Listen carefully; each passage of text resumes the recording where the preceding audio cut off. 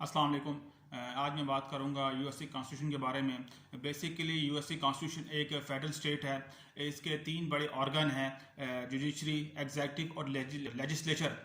इस तीनों ऑर्गन का मुख्तलिफ अपने अपने दायरे इख्तियार में रहते हुए एक दूसरे की कानूनी तौर पर भी और अखलाकी भी मदद करते हैं।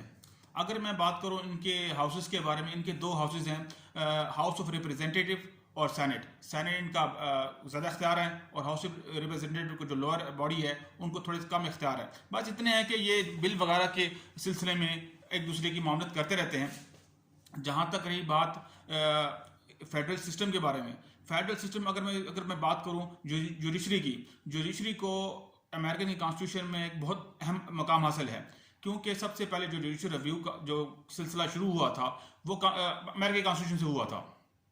नंबर 2, अगर उनका लेजिस्लेचर है, लेजिस्लेचर बड़ा मजबूत है, उनको कानून साजी का मुकम्मल अख्तियार है, लेकिन ये है कि उनकी चूंकि अमेंडमेंट एक बहुत मुश्किल है, इसलिए अमेरिकन कॉन्स्टिट्यूशन की अमेंडमेंट बहुत कम आई हुई है। यूएसए की 50 रियासतें हैं और तमाम रियासतों को मुसावी हकूक हासिल हैं। अगर मैं बात करूं कि उनके यूनिट्स के बारे में, अब वो लोकल बॉडीज़ और फेडरल गवर्नमेंट के दरमियान तकसीम है। सेंटर उनका मेन हेड है और इसके साथ साथ दूसरी रियासतें भी उनकी आइन में भरपूर तरीके से मामलत करती रहती हैं। अगर मैं बात करूं यूएसए कॉन्स्टिट्यूशन के बारे में, तो छोटा सा कानून कॉन्स्टिट्यूशन है जिसके 7 आर्टिकल हैं और अब तक 27 अमेंडमेंट हो चुकी हैं और 21 सेक्शन है इसके, और 12 पेज पर तकरीबन कोई 4000 अल्फाज पे मुश्तमिल एक ब्रीफ कॉन्स्टिट्यूशन है।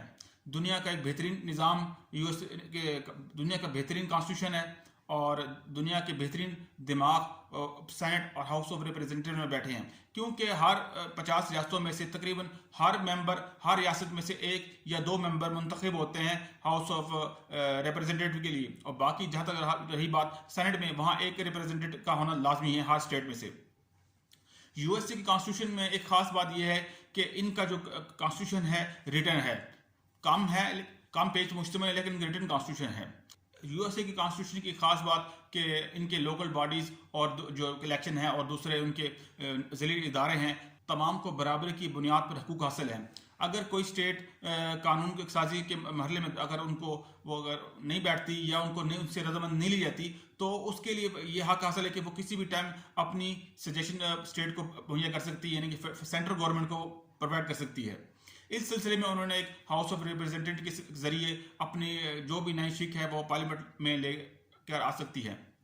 जहाँ तक रही बात कि ये अमेंडमेंट क्यों इतना स्लो प्रोसीजर, उसकी बेसिक वजह यह है कि उनके जो दूसरे मसाइल हैं अवामी, वो उन पर ज़्यादा फोकस है, जिसकी वजह से फेडरल यूएसए के कानून में जिसकी वजह से उनको अपने दूसरे मामलात में फोकस देते हैं, यानी कि अवामी तरजीहात उनकी सबसे पहले तरजीह हैं।